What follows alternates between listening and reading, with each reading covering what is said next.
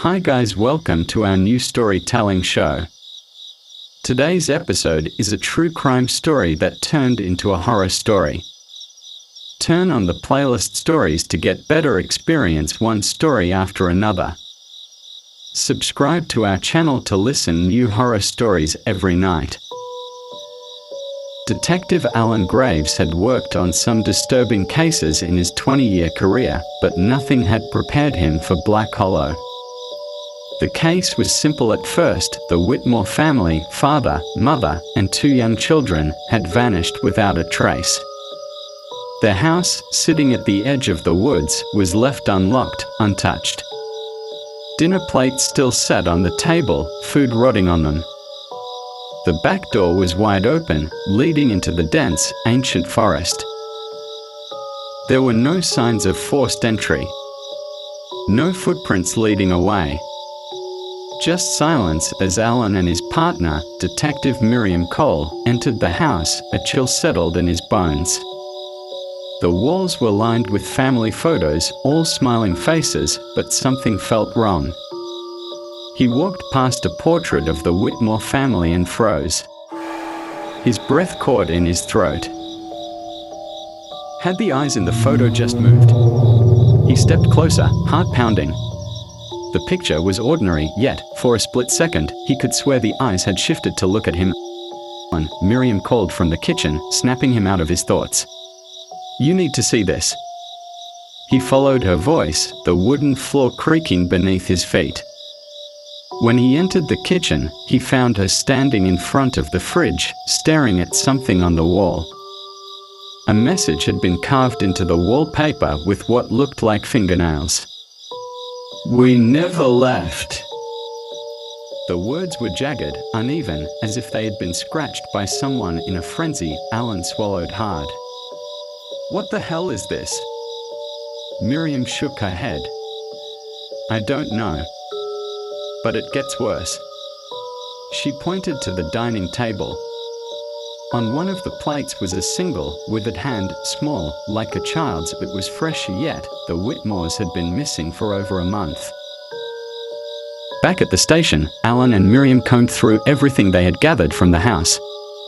There were no fingerprints, no blood trails, nothing to indicate what had happened. But then they found an old VHS tape inside a dusty box labeled "Family Memories." Alan set it in the VCR, and the screen flickered to life with static. The footage was grainy, showing the Whitmores sitting in their living room, playing with their children. Laughter, warmth, and life filled the frame. Then, something changed. The footage jumped, like a glitch in reality. The once cheerful living room turned dark. The children were no longer laughing. They were sitting on the floor, staring at something off camera. Their mother, Jennifer Whitmore, stood behind them, her hands shaking. A deep, distorted voice crackled through the speakers. "He sees you now." Jennifer's face twisted in terror. "Please, don't take them," she whispered. The screen went black. Alan exhaled sharply. "Jesus Christ." Miriam rewound the tape, pausing at the last frame before the screen went dark. She enhanced the image. In the corner of the room, barely visible in the shadows, was a figure. It was tall, impossibly thin, its face elongated with deep, hollow eyes. It stood motionless, watching the family. Alan's blood ran cold. That thing was inside their house. That night, Alan couldn't sleep. The image from the tape burned into his mind. Something was wrong, terribly wrong. He had investigated countless homicides, but this wasn't just a crime. This was something else. By morning, he and Miriam were back at the Whitmore house. The air was thick with an unnatural silence. No birds, no wind. Just the oppressive stillness of a place that had seen too much. They stepped inside. The house smelled of decay. The furniture was overturned, the wallpaper peeling as if something had clawed at it from the inside. Then, the whispers started. At first, Alan thought it was the wind. But the voice grew louder, circling around him, filling his ears. "Leave." Then something moved in the hallway. Alan turned, his gun drawn.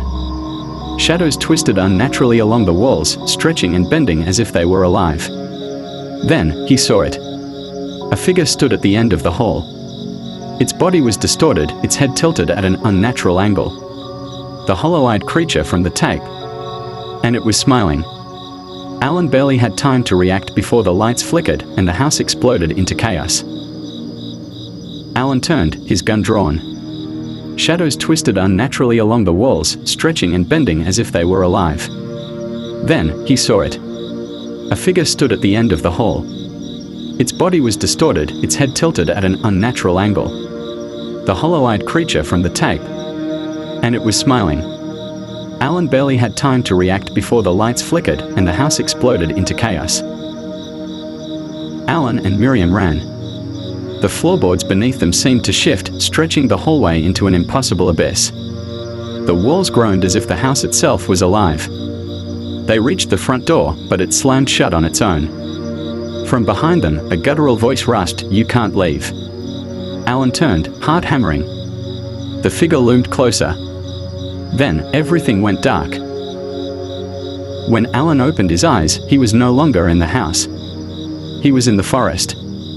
The trees stretched impossibly high, their twisted branches blocking out the sky. The air was thick with a choking fog. Miriam was gone. He tried to move, but something held him in place. Then, he heard it. The laughter of children. He turned his head slowly, dread pulling in his stomach. The Whitmore children stood in front of him, their faces pale, their eyes hollow. Their mouths stretched into inhuman grins. One of them stepped forward, tilting her head. "You should have left."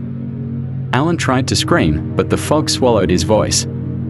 The last thing he saw before the darkness took him was the grinning, hollow-eyed figure standing behind the children, reaching for him.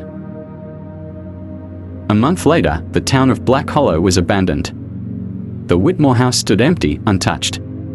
The police department's files on the case were sealed, the names of Alan Graves and Miriam Cole erased from all records. No one spoke of the missing detectives. No one entered the woods. And at night, if you listened closely, you could still hear the laughter of the Whitmore children, calling for someone new to play with. If you have switched on playlist next, today is right on the way. Wait for our new episode.